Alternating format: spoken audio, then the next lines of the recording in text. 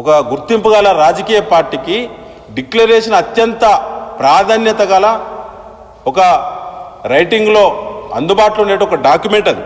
ఇవాళ ఆ ప్రమాణ పత్రాన్ని తనే అవమానపరిచి మోసం చేసి ఇవాళ డిక్లరేషన్ అనే పదాన్ని నిర్వచనాన్ని మార్చినటువంటి రేవంత్ రెడ్డి మీద బిఎన్ఎస్ 318 సెక్షన్ ప్రకారంగా కేసు నమోదు చేయాలని చెప్పి బీఆర్ఎస్ డిమాండ్ చేస్తూ ఉన్నది. ఆనాడు రేవంత్ రెడ్డి గారు ఏం మాట్లాడిన మన వరంగల్ సభలో, ఇవాళ ఏం మాట్లాడిన ఒక్కసారి మీడియా ద్వారా రైతాంగాన్ని చూడాలని చెప్పి కూడా నేను మరొకసారి విజ్ఞప్తి చేయడం జరుగుతూ ఉన్నది.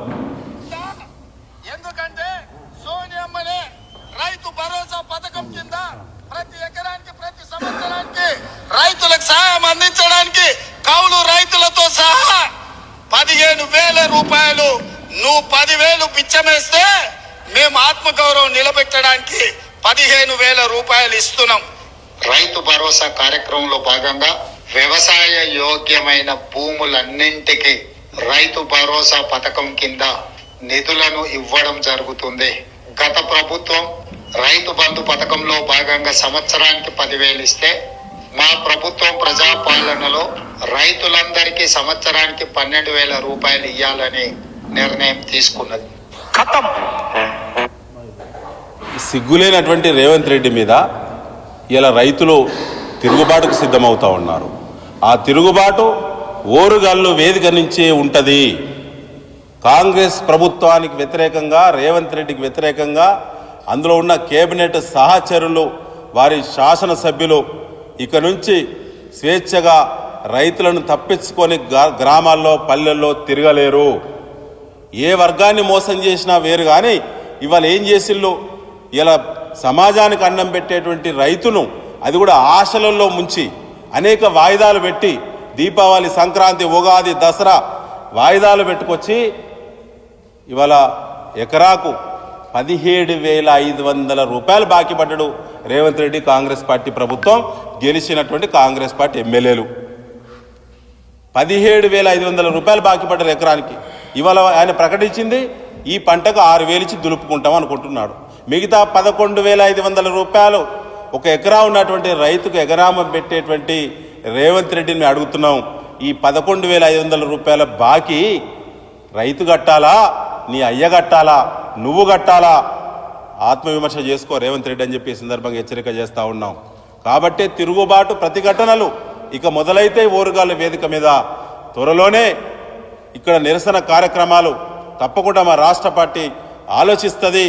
ఓరుగాళ్ళు రైతాంగం మరి అందరినీ కూడా ఒక తాటిపైకి తీసుకొచ్చి వారి శాసనసభ్యులు, వారి మంత్రులు, ముఖ్యమంత్రి క్షమాపణ చెప్పి ముక్కు నేలకు రాసేంత వరకు కూడా రైతాంగం వదిలిపెట్టకుండా చైతన్యం చేస్తామని చెప్పి ఈ సందర్భంగా మేము తెలియజేస్తూ ఉన్నాం. అయ్యా కౌలు రైతులు అన్నారు, అదేవిధంగా వ్యవసాయ కూలీలకు కూడా 12,000 రూపాయలు అన్నారు.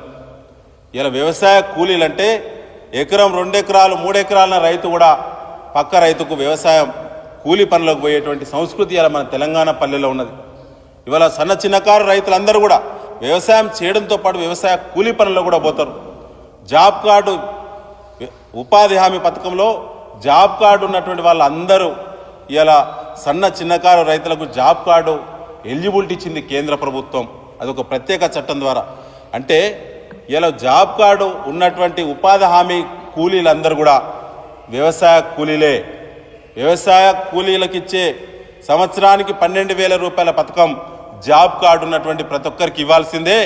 ఇవాళ 54 లక్షల మందికి ఈ రాష్ట్రంలో ఉపాధి హామీ పథకం జాబ్ కార్డ్స్ పొందున్న విషయం రేవంత్ రెడ్డి గుర్తుపెట్టుకోవాలని చెప్పి సందర్భంగా హెచ్చరిస్తూ వారందరూ కూడా సంవత్సరానికి 12,000 రూపాయలు ఇవ్వాలని చెప్పి మేము డిమాండ్ చేయడం జరుగుతూ ఉన్నది.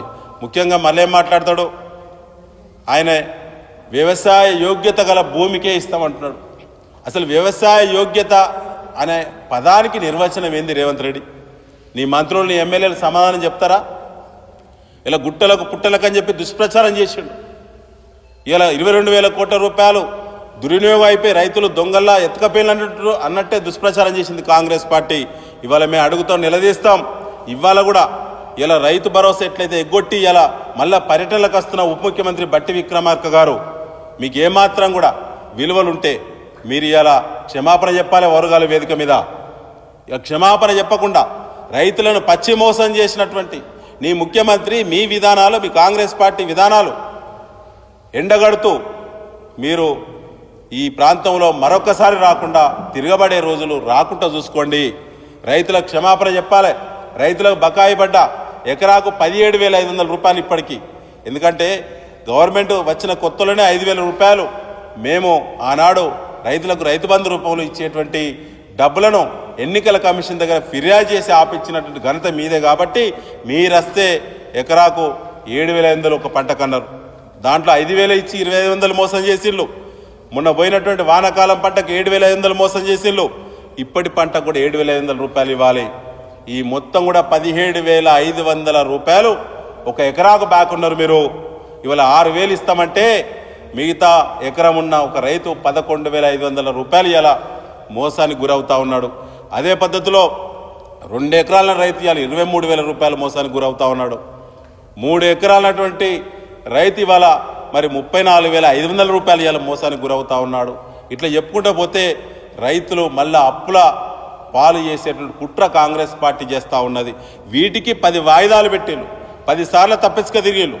ఇవాళ వచ్చినాక మరి సావు కబురు సల్లగా చెప్పినట్టు రేవంత్ రెడ్డి సిగ్గు మరిచి ఇజ్జత్ లేనటువంటి మాటలు నిన్న కేబినెట్ నిర్ణయాన్ని నిన్న ప్రకటించిందంటే సిగ్గు లేదా అని చెప్పి ఈ సందర్భంగా మరి మీ ద్వారా నేను అడగడం జరుగుతూ ఉన్నది. కాబట్టే ఊరూరా పోస్టర్లు వేస్తూ ఉన్నాం. ఎకరం ఉన్న రైతుకి ఎంత బాగున్నావు బిడ్డ, అదేవిధంగా 2 ఎకరాల రైతుకి ఎంత బాగున్నావు, 3 ఎకరాల రైతుకి ఎంత బాగున్నావు, ఇట్లా ఎన్ని ఎకరాలు ఉంటే ఎంత బాగున్నావు ఇప్పటి వరకు. నువ్వు నిన్న ప్రకటించిన 6,000 ప్రకారంగా మరి ఇంకా ఎంత డబ్బు అయితే మీరు ఇవ్వాల్సినదో ఆ వివరాలన్నీ కూడా రైతులకు అర్థమయ్యేటువంటి పద్ధతిలో ప్రతి ఇంటింటికి కూడా మరి కాంగ్రెస్ పార్టీ బాగున్నటువంటి అది కేవలం రైతు భరోసా రూపంలో బాగున్నటువంటి డబ్బుల వివరాలు రైతులకు అర్థమయ్యేటువంటి పద్ధతిలో వాటిని ఇంటింటి కూడా పోస్టర్లు వేస్తాం అని చెప్పి ఈ సందర్భంగా మరి తెలియడం జరుగుతూ ఉన్నది. దానికి సంబంధించినటువంటి పోస్టర్ విడుదల కూడా ఈ సందర్భంగా మేము విడుదల చేస్తూ రైతాంగం కూడా సిద్ధంగా ఉండండి. త్వరలో వరంగల్ వేదిక మీద ఎక్కడైతే డిక్లరేషన్ పేరు మీద రైతులను మోసం చేసే తొలి అడుగు పడిందో అక్కడనే కాంగ్రెస్ పార్టీని అంతం చేసి రేవంత్ రెడ్డి ముక్కు నేలకు రాసి క్షమాపణ చెప్పి రాజీనామా చేసేంత వరకు వదిలిపెట్టకుండా మరి నిరసన కార్యక్రమం కూడా అక్కడనే చేస్తామని చెప్పి కూడా ఈ సందర్భంగా మేము తెలియజేస్తూ ఇప్పుడు ఈ పోస్టర్ విడుదల కార్యక్రమం చేపట్టడం జరుగుతూ ఉన్నది.